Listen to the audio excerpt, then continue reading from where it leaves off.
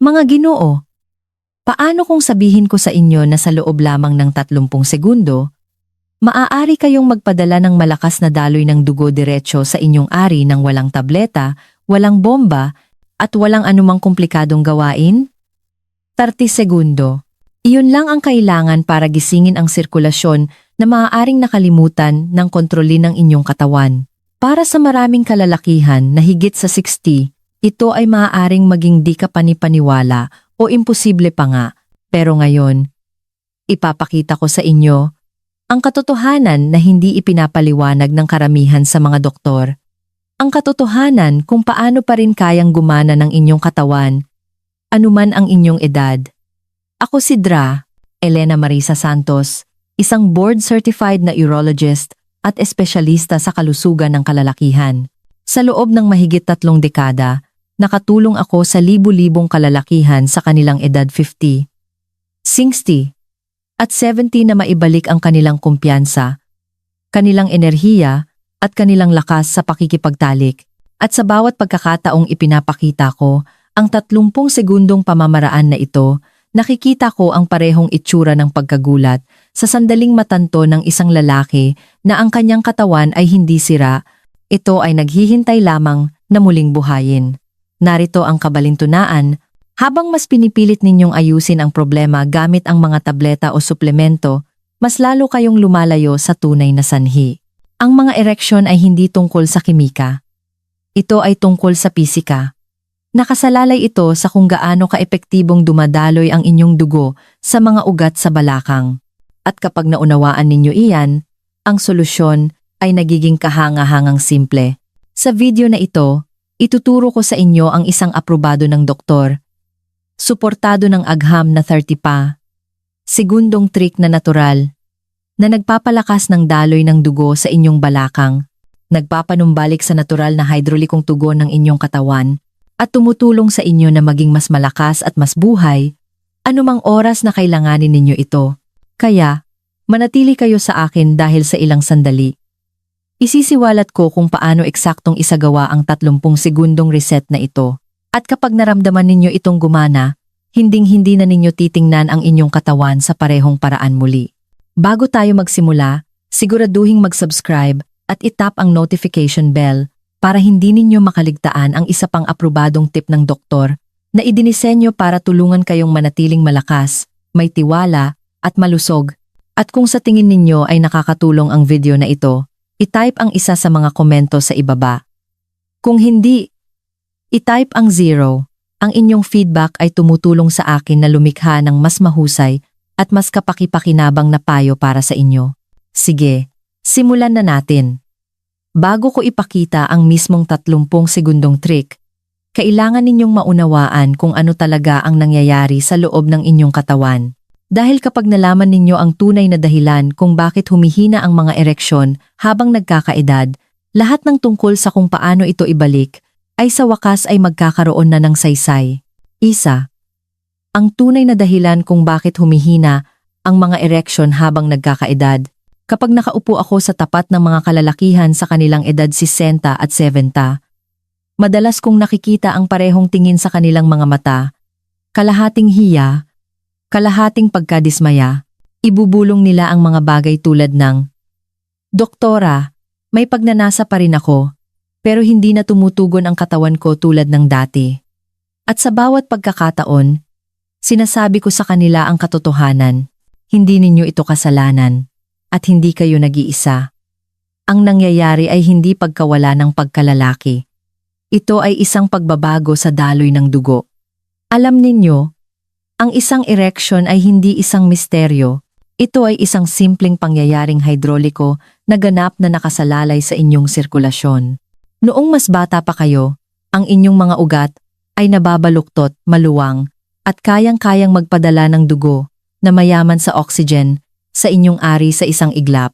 Ngunit habang lumilipas ang mga dekada, ang panloob na bahagi ng mga ugat na iyon, na tinatawag naming endothelium, ay nagsisimulang tumigas.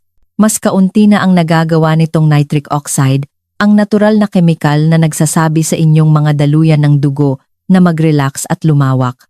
Kung walang sapat na nitric oxide, hindi makapagbukas ng maayos ang inyong mga ugat. At ang bugso ng dugo na iyon ay hindi lubos na dumarating. Idagdag pa ang stress ng pang-araw-araw na buhay, trabaho, pananalapi, mga responsibilidad sa pamilya, at ang inyong katawan ay madalas na napupunta sa isang estado ng talamak na tensyon.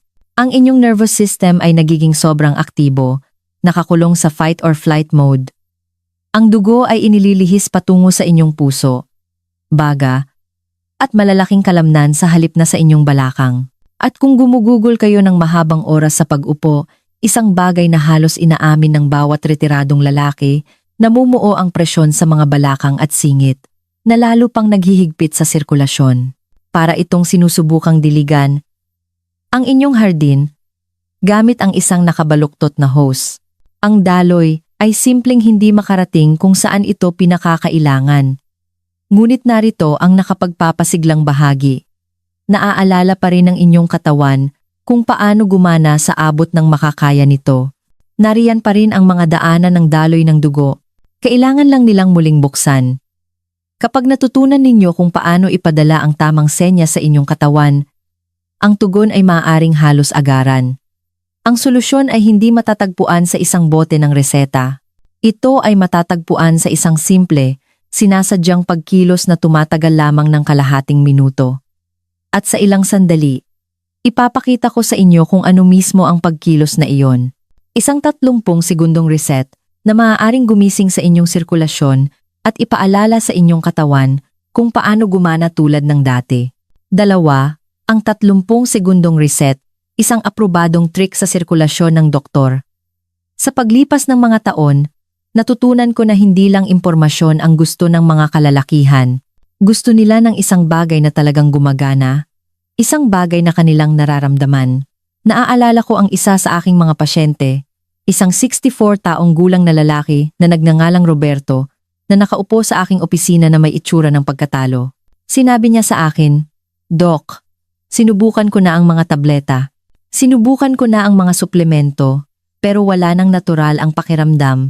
Ngumiti ako at sinabi, "Roberto, paano kung sabihin ko sa iyo na alam na ng iyong katawan kung paano ito ayusin? Kailangan mo lang itong ipaalala." Nang araw na iyon, itinuro ko sa kanya ang tinatawag kong 30 segundong reset. 2 simpleng paggalaw na maaaring magbalik buhay sa dugo sa mismong lugar kung saan mo ito pinakakailangan. Narito kung bakit napaka-espesyal ng pamamaraang ito. Hindi ito umaasa sa mga gamot, makina, o kahit mahahabang ehersisyo. Gumagana ito dahil ginagamit nito ang likas na reflex ng katawan. Para sa daloy ng dugo, ang inyong mga kalamnan, lalo na sa balakang at binti, ay parang malalakas na bomba. Kapag ginamit ang mga ito, hinihila nila ang dugo pababa mula sa inyong core at itinutulak ito sa rehiyon ng balakang na nagpapakain sa mga ugat na nagsusuplay sa ari. Ang sikreto ay ang pag-activate ng mga kalamnan na ito sa isang partikular na pagkakasunod-sunod na halos agad na gumigising sa sirkulasyon.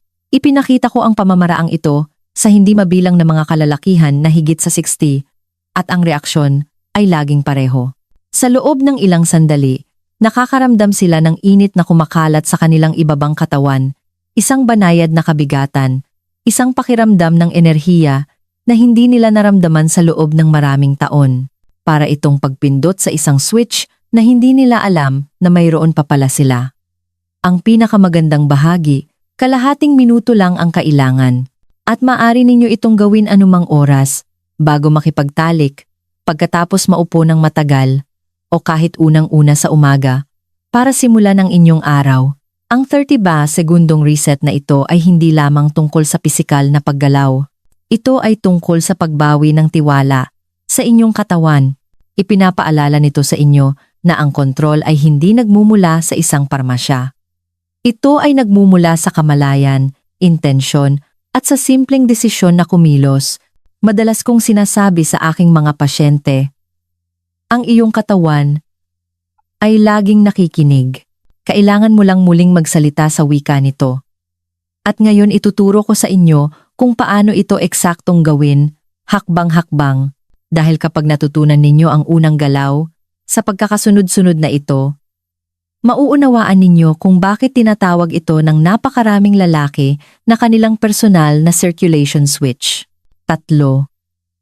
Unang hakbang, ang squat activation. Kapag una kong itinuturo ang hakbang na ito sa aking mga pasyente, karaniwan silang tumatawa at nagsasabi, "Iyon lang, isang simpleng squat," at palagi akong tumatango dahil ang tila simple sa panlabas ay sa katunayan isa sa mga pinakamakapangyarihang bagay na maaari ninyong gawin para sa inyong sirkulasyon. Naaalala ko ang isang Ginoo na nagngangalang Francisco, 72 taong gulang, na ginugol ang halos buong buhay niya sa likod ng isang desk. Sinabi niya sa akin na mabigat ang pakiramdam ng kanyang mga binti, naninigas ang kanyang balakang. Sa unang pagkakataon na sinubukan niya ang paggalaw na ito, tumayo siya at sinabi na halos hindi makapaniwala, "Doktora, nararamdaman ko talaga ang init na kumakalat doon sa ibaba." "Ang init na iyon," sabi ko sa kanya, "ay ang iyong dugo na bumabalik sa buhay. Ganito ito gumagana. Ang squat ay gumagamit ng inyong pinakamalalaking kalamnan, ang quads, hamstrings, at glutes. Ang mismong mga kalamnan na responsable sa pagbomba ng dugo pataas mula sa inyong mga binti at pababa sa inyong balakang. Kapag ibinaba ninyo ang inyong katawan, kahit ilang pulgada lang, lumilikha kayo ng presyon at tensyon sa mga kalamnan na iyon. Hawakan ang posisyong iyon sa loob ng 10 hanggang 10 segundo, pagkatapos ay dahan-dahang tumayo muli. Ang ginawa ninyo sa sandaling iyon ay nagbigay senya sa inyong katawan na buksan ang mga vascular gate. Lumuluwag ang inyong mga ugat, malayang gumagalaw ang inyong dugo, at nagsisimulang bumalik ang sirkulasyon sa mga lugar na napabayaan sa loob ng maraming taon. Hindi ninyo kailangang bumaba ng malalim o mabilis. Hindi ito tungkol sa lakas. Ito ay tungkol sa koneksyon. Damhin ang paggana ng inyong mga binti, ang pagbubukas ng inyong balakang, ang katatagan ng inyong paghinga. Kung problema ang balanse, humawak sa isang upuan o sa isang countertop, ang susi ay pagiging pare-pareho, hindi pagiging perpekto. Kahit ang maliliit na paggalaw ay maaaring magising ng malalakas na pagbabago kapag ginawa ng may intensyon. Sa huli, ang mga kalamnan na ito ang pundasyon ng daloy ng dugo ng inyong katawan.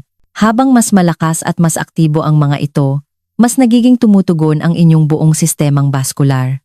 Maraming kalalakihan ang nagugulat kapag natanto nila kung gaano kabilis binabago ng simpleng kilos na ito ang kanilang pakiramdam. Minsan, sa loob ng ilang segundo, sinasabi nila sa akin na gumaan ang pakiramdam ng kanilang mga binti. Uminit ang kanilang katawan, tumaas ang kanilang enerhiya, at sinasabi ko sa kanila, iyan ang unang hakbang. Kabubukas mo lang ng bomba. Ngunit ang tunay na mahika ay nangyayari kapag pinagsama natin ang paggalaw na iyon sa isang nakatutok na pag-urong ng kalamnan na direktang tumatarget sa pelvic floor, ang mismong sentro ng kontrol ng inyong sexual na paggana. At iyan mismo ang susunod nating gagawin. 4. Ikalawang hakbang, ang pelvic lift, Kegel, para sa mga lalaki. Kapag ang inyong dugo ay gumagalaw na sa inyong mga balakang at binti, oras na para gabayan ang enerhiyang iyon kung saan ninyo eksaktong gusto itong pumunta. Ang susunod na hakbang na ito, ang pelvic lift, ay ang tinatawag kong finishing move ng 30 segundong reset. Ito ang sikretong kalamnan na hindi iniisip ng karamihan sa mga lalaki, ngunit inaasahan ng bawat lalaki. Naalala ko pa noong sinubukan ito ng isang pasyente ko, isang retiradong bombero na nagngangalang Alan, sa unang pagkakataon. Pagkatapos ng ilang maingat na pag-urong, tumingin siya sa akin na may malalaking mata at sinabing, "Doktora, may nararamdaman talaga akong nangyayari doon sa ibaba." Ngumiti ako dahil iyon ang sandali na natatanto ng bawat lalaki. Naaalala pa rin ng kanyang katawan kung paano tumugon. Upang gawin ito, isipin ninyo na sinusubukan ninyong pigilan ang daloy ng ihi sa kalagitnaan. Ang pakiramdam ng paghigpit sa loob ng inyong balakang ay ang pag-activate ng inyong pelvic floor, ang network ng mga kalamnan na sumusuporta sa inyong pantog, prostate, at pinakamahalaga, sa inyong ari. Hawakan ang pag-urong na iyon sa loob ng 3 hanggang 5 segundo. Pagkatapos ay dahan-dahan itong pakawalan. Hindi ninyo kailangang pilitin o pigilin ang inyong hininga. Mag-focus lang sa kontrol, Hindi ito tungkol sa pagpapatigas ng inyong tiyan o pagpisil ng inyong puwit. Ito ay tungkol sa pakiramdam ng banayad na pag-angat na iyon na parang ang buong ibabang bahagi ng inyong katawan ay dahan-dahang humihila pataas. Kapag ginawa ninyo ito, may isang pambihirang nangyayari sa loob ng inyong katawan. Ang pag-urong ay pumipiga sa mga ugat na karaniwang nag-aalis ng dugo mula sa ari, na nagpapanatili ng mas maraming dugo sa loob. Kasabay nito, ang inyong nervous system ay nagpapadala ng malinaw na senyas sa mga ugat na nagpapakain sa inyong balakang. Magpadala ng mas maraming dugo dito. Ito ay isang sinasadyang paraan ng pag-uutos sa inyong katawan na ilihis ang sirkulasyon at ang tugon ay maaaring maramdaman sa loob ng ilang segundo bilang init, kapunuan, at pagiging sensitibo na bumabalik sa paglipas ng panahon. Ang maliit na ehersisyong ito ay nagpapalakas sa mismong mga kalamnan na kumokontrol sa mga erection at ejaculation. Ito ay nagpapalakas ng stamina, katigasan, at maging ng kumpiyansa. Marami sa aking mga matatandang pasyente ang nagsasabi sa akin na pagkatapos ng isang linggong pagsasanay, hindi lang sila nakakaramdam na mas may kakayahan, kundi mas buhay, mas konektado sa kanilang mga katawan sa paraang akala nila ay wala na magpakailanman. Ngayong natutunan na ninyo kung paano igalaw at kontrolin ang mga susing kalamnan na ito, ang susunod na hakbang ay ang pag-unawa kung bakit napakalakas ng epekto ng pamamaraang ito at kung paano nito ginagamit ang mismong biyolohiya na namamahala sa bawat ereksyon na naranasan ninyo. At kapag narinig ninyo ito, hinding-hindi na ninyo titingnan ang inyong katawan sa parehong paraan muli. 5. Bakit ito gumagana? Ang agham sa simpleng salita. Tuwing ipinapaliwanag ko ito sa aking mga pasyente, nakikita ko ang tila may bombilyang umilaw sa kanilang isipan. Ito ang sandali na natatanto nila na ang pakiramdam na isang misteryo o kahit isang kabiguan ay sa katunayan ay biyolohiya lamang. Hayaan ninyong ipaliwanag ko ito sa simpleng salita. Sa parehong paraan na gagawin ko sa aking opisina. Bawat ereksyon na naranasan ninyo ay nakasalalay sa dalawang sistemang nagtutulungan. Ang inyong vascular na sistema, na gumagalaw ng dugo, at ang inyong nerbiyos na sistema, na nagpapadala ng senyas para mangyari ito. Ang 30 segundong reset ay nagtitrigger sa pareho ng sabay. Kapag isinagawa ninyo ang squat activation, ang inyong malalaking kalamnan sa binti, ang pinakamalaki sa inyong katawan, ay nangangailangan ng dugong mayaman sa oxygen. Ang inyong puso ay agad na tumutugon, pinapataas ang sirkulasyon at pinaluluwag ang inyong mga ugat. Ito ay parang paghahanda sa isang bomba. Pagkatapos, kapag lumipat kayo sa pelvic contraction, ang inyong katawan ay tumatanggap ng isang napaka-espesipikong senyas. Itutok ang daloy ng dugo pababa sa balakang. Hindi ito basta-basta, ito ay isang malalim na nakaugat na reflex. Pinipiga ng inyong mga kalamnan sa balakang ang mga ugat na karaniwang naglalabas ng dugo sa ari, habang ang inyong mga arterya ay nagmamadaling maghatid ng mas marami. Ang resulta, isang biglaan at natural na bugso ng init, kapunuan, at sigla sa lugar na pinakakailangan nito. Ang nagpapalakas dito ay ang pakikipagtulungan nito sa inyong katawan. Sa halip na labanan nito, hindi ninyo pinipilit ang kimika sa pamamagitan ng isang tableta. Muli ninyong ginigising ang mga nakapaloob na mekanismo na nariyan na mula noong kayo ay teenager pa. Kahit na hindi ninyo naramdaman ang pamilyar na bugsong iyon sa loob ng maraming taon, hindi ito nakalimutan ng inyong katawan. Nananahimik lang ito, naghihintay ng tamang senyas, kapag muli ninyong pinagana ang komunikasyong iyon sa pagitan ng utak, nerbiyos, at mga daluyan ng dugo. Ipinapaalala ninyo sa inyong sistema kung ano ang gagawin, at ito ay agad na nakikinig. Minsan sinabi ng isa sa aking mga pasyente, "Doktora, parang nagising muli ang katawan ko." At iyon mismo ang nangyayari. Isang muling paggising, isang muling pagkonekta sa pagitan ng inyong isipan at inyong pagkalalaki. Ito ay agham. Ngunit ito rin ay isang bagay na mas malalim, patunay na may kontrol pa rin kayo. At kung sa tingin ninyo ay makapangyarihan ang 30 segundong trick na ito, hintayin ninyo hanggang matuklasan ninyo ang ilang karagdagang madaling pamamaraan na maaaring magpalakas palalo sa mga epektong ito. Ang ibabahagi ko sa susunod ay magugulat sa inyo. 6. Ang mga bonus na pampalakas ng sirkulasyon. Ngayong nauunawaan na ninyo ang agham sa likod ng 30 segundong reset, hayaan ninyong ibahagi ko ang ilang simple ngunit makapangyarihang trick na itinuturo ko sa aking mga matatandang pasyente na nais ng mas magandang resulta. Hindi ito mga komplikadong gawain o mamahaling therapy. Ang mga ito ay maliliit, natural na gawin na nagbibigay sa inyong sirkulasyon ng dagdag na kislap. Tinatawag ko itong mga bonus booster dahil pinapahusay nito ang lahat ng ginagawa ng pangunahing ehersisyo na tumutulong sa inyong katawan na mapanatili ang malusog na daloy sa buong araw. Ang una ay ang gusto kong tawaging pamamaraang malamig na buhos. Alam kong hindi ito komportable pakinggan, ngunit ito ay napaka-epektibo. Sa pagtatapos ng inyong shower, ilagay ang tubig sa malamig na temperatura sa loob lamang ng 5 o 10 segundo at hayaan itong tumama sa inyong mga hita, singit at ibabang bahagi ng tiyan. Ang ginagawa nito ay nagtitrigger ng isang reflex sa loob ng inyong katawan na tinatawag na vasoconstriction kung saan panandali ang humihigpit ang inyong mga daluyan ng dugo. Pagkatapos, sa sandaling lumayo kayo sa lamig, ang mga parehong daluyan na iyon ay biglang lumalawak, na nagpapadala ng mainit at mayaman sa oxygen na dugo sa inyong rehiyon ng balakang. Ito ay isang natural na paraan upang gisingin ang inyong sirkulasyon. At maraming lalaki ang nagsasabi sa akin na nagpaparamdam ito sa kanila na alerto, masigla, at mas tumutugon halos kaagad. Ang pangalawang booster ay ang masahe sa panloob na bahagi ng hita. Kapag nakaupo tayo ng mahabang oras, ang mga kalamnan malapit sa singit ay humihigpit at naghihigpit sa daloy ng dugo. Sa pamamagitan ng dahan-dahang pagmamasahe sa lugar na ito sa mabagal na pabilog na galaw, tinutulungan ninyo ang mga kalamnan na iyon na mag-relax at buksan ang mga daanan ng dugo na nagpapakain sa inyong balakang. Hindi ninyo kailangan ng espesyal na langis o pamamaraan. Kailangan lang ng matatag na presyon at kamalayan. Sinabi sa akin ng isa sa aking mga pasyente na ginagawa niya ito tuwing gabi bago matulog at nakakaramdam siya ng mas kalmado, hindi gaanong tensyonado, at mas mahimbing pa ang tulog. Ito ay tungkol sa pag-alis ng tensyon gaya ng pagpapabuti ng sirkulasyon. At panghuli, mayroong malalim na paghinga.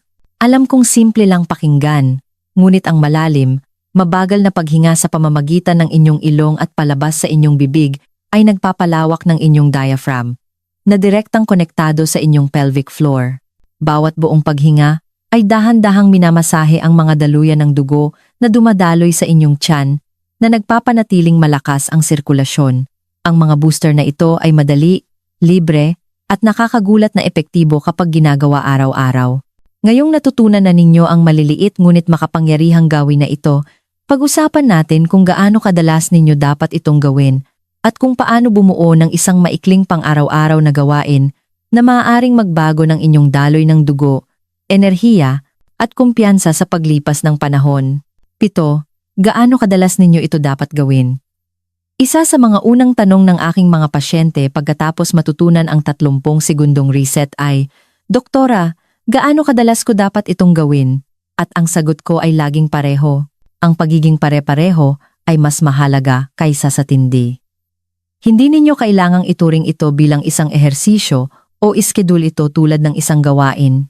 Isipin ninyo ito bilang isang mabilis na pag-check-in sa inyong katawan, isang paraan upang ipaalala sa inyong sistema na manatiling gising, tumutugon, at buhay. Inirerekomenda kong gawin ang maikling gawain na ito 2 hanggang 3 beses sa isang araw. Ang umaga, tanghali, at gabi ay perpektong gumagana. Sa umaga, ito ay nagsisilbing panimula para sa inyong sirkulasyon. Pagkatapos ng isang gabi ng katahimikan, ang daloy ng dugo ay may tendensiyang bumagal.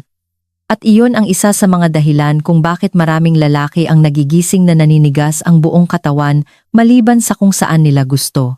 Ang paggawa ng 30 segundong reset unang-una sa umaga ay muling nagbubukas ng mga daanan na iyon, nagpapadala ng dugong mayaman sa oxygen kung saan ito pinakakailangan. Ang tanghali ay isa pang magandang pagkakataon, lalo na kung kayo ay nakaupo ng maraming oras. Ang ilang mabilis na squat at pelvic lift ay maaaring mag-alis ng tensyon na namumuo sa inyong balakang at ibabang likod. Magugulat kayo kung gaano kayo magiging mas alerto at komportable pagkatapos. At sa gabi, Maaari itong magsilbi bilang parehong pagpapahinga at paghahanda, isang paraan upang mag-relax, pakalmahin ang inyong nerbiyos, at dahan-dahang hikayatin ang malusog na daloy ng dugo bago matulog o makipagtalik. Sinasabi sa akin ng ilan sa aking mga pasyente na sa loob lamang ng isang linggo, nagsisimula na silang makapansin ng mga banayad na pagbabago. Gumaan ang pakiramdam ng kanilang mga binti, mas mahimbing ang kanilang tulog, at oo, ang kanilang mga morning erection ay nagsisimulang bumalik ng mas malakas. Ang iba naman ay naglalarawan ng malalim na pakiramdam ng muling pagkonekta na parang sa wakas ay naaalala na ng kanilang katawan kung paano gumana ng magkakasama. Ang mga kuwentong ito ay hindi bihira. Ito ang natural na resulta ng pagbibigay sa inyong katawan ng kung ano ang nawawala dito, atensyon at paggalaw. Ang ganda ng pamamaraang ito ay hindi ito nangangailangan ng kagamitan, walang pangako sa oras, at walang kahihiyan. Maaari ninyo itong gawin sa inyong silid tulugan, sa inyong banyo, kahit sa tabi ng inyong kama bago humiga. Ito ay pribado, makapangyarihan, at napatunayan. Ngunit dito, nagiging tunay, nakawili-wili ang mga bagay. Ang nakita ko sa paglipas ng mga taon ay ang mga lalaking nagpapanatili ng gawin na ito ay nakakaranas din ng isang bagay na hindi inaasahan. Isang paglakas hindi lamang sa pisikal na pagganap, kundi sa emosyonal na kumpiyansa. At iyon mismo ang susunod nating tatalakayin. 8. Ang emosyonal na bahagi. Bakit mahalaga ang kumpiyansa? Ginugol ko ang mahigit 3 dekada sa kalusugan ng kalalakihan at masasabi ko ito sa inyo nang may ganap na katiyakan. Ang isipan ay kasing lakas ng katawan. Kapag nawalan ng kumpiyansa ang isang lalaki sa kanyang kakayahang gumanap, may nagbabago sa kaibuturan niya. Iba na ang kanyang kilos, iba na ang kanyang pagsasalita. At kahit ang kanyang postura ay nagsisimulang magbago. Nakita ko na ito ng hindi mabilang na beses. Isang lalaki ang pumapasok sa aking opisina na nakayuko, mas mahina ang boses kaysa dati. Sasabihin niya, "Doktora, hindi ko na maramdaman na ako ang sarili ko." At palagi kong sinasabi sa kanya, ang pakiramdam ng pagkatalo na iyan ay hindi permanente. Maaari mo itong maibalik, at nagsisimula ito sa paniniwalang gumagana pa rin ang iyong katawan. Ang katotohanan ay hindi mapaghihiwalay ang kalusugang sexual at kalusugang emosyonal.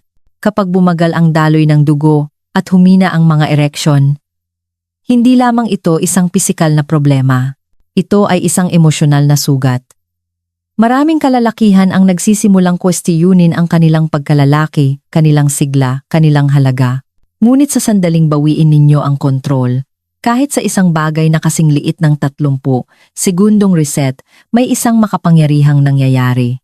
Nagsisimula kayong magtiwala muli sa inyong katawan. Nagsisimula ninyong matanto na ang pagtanda ay hindi nangangahulugang pagkawala ng inyong pagkakakilanlan. Bilang isang lalaki, nangangahulugan lamang ito ng pag-aaral na makipagtulungan sa inyong katawan sa mas matalinong paraan. Nakita ko na ang mga kalalakihan sa kanilang edad 60 at 70 na muling natuklasan ang kislap ng kumpiyansa na akala nila ay wala na magpakailanman. Mas tuwid na silang tumayo, mas madalas ngumiti, at kahit ang kanilang mga kapareha ay napapansin ang pagbabago, hindi lang pisikal kundi emosyonal. Dahil kapag muli kayong nakaramdam na may kakayahan, kapag naramdaman ninyong bumabalik ang lakas na iyon, ito ay nagniningning sa bawat bahagi ng inyong buhay.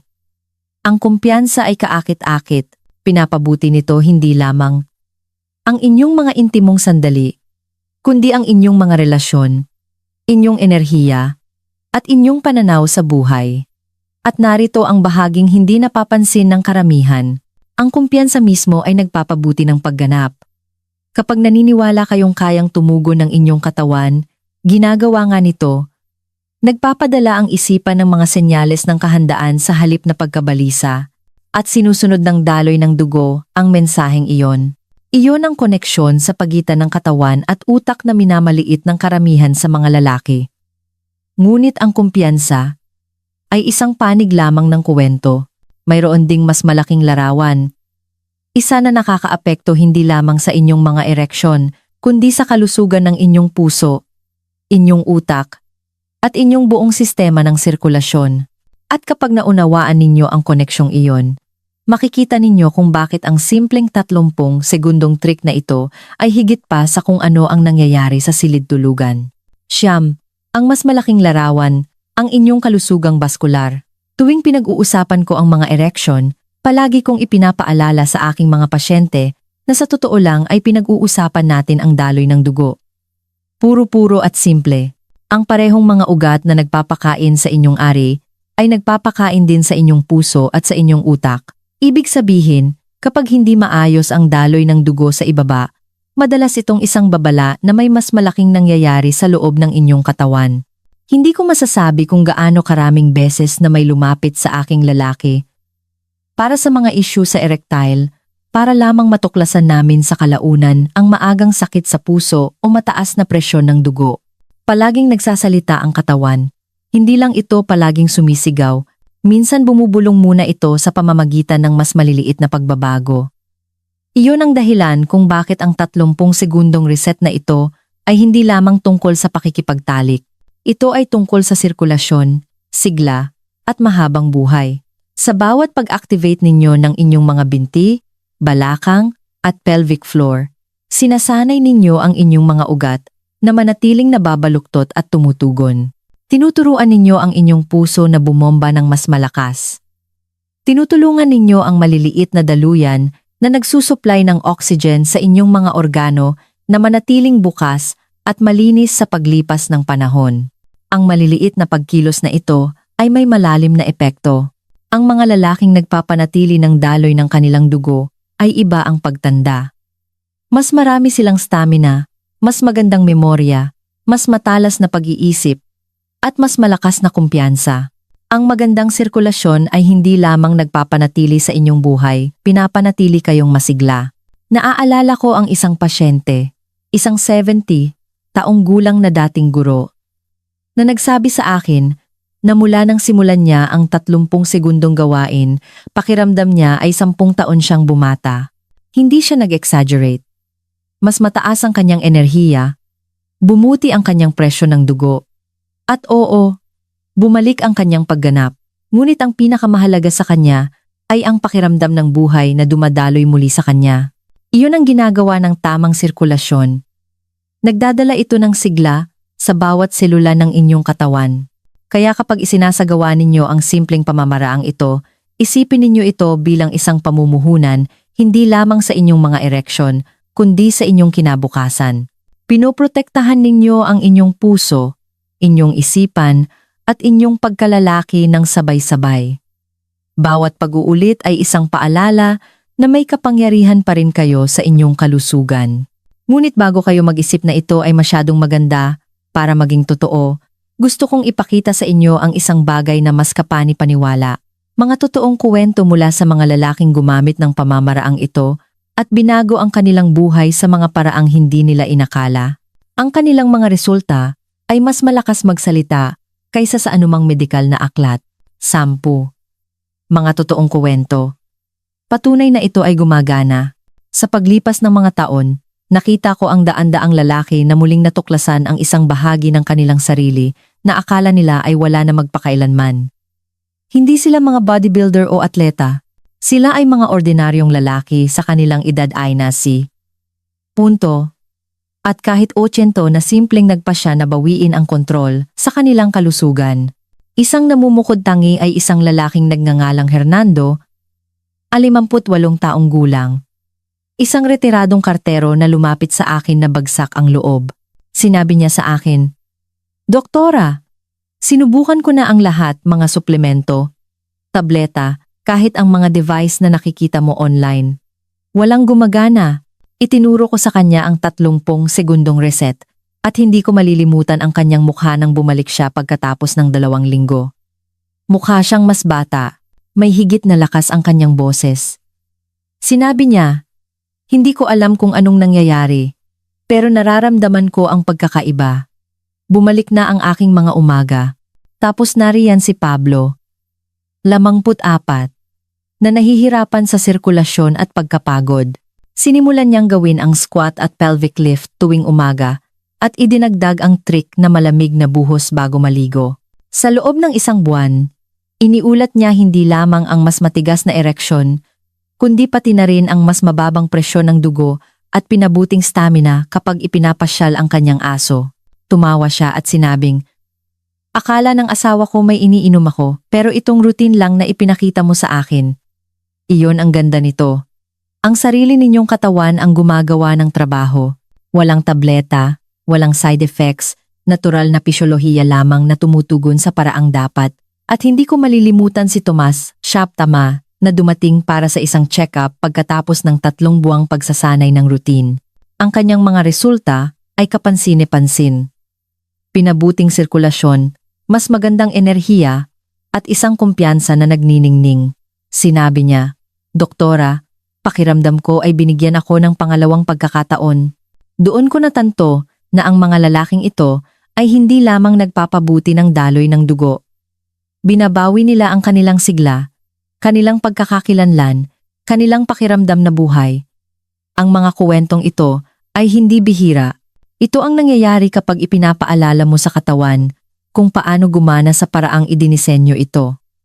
Bawat lalaki ay nagpapatunay ng parehong katotohanan.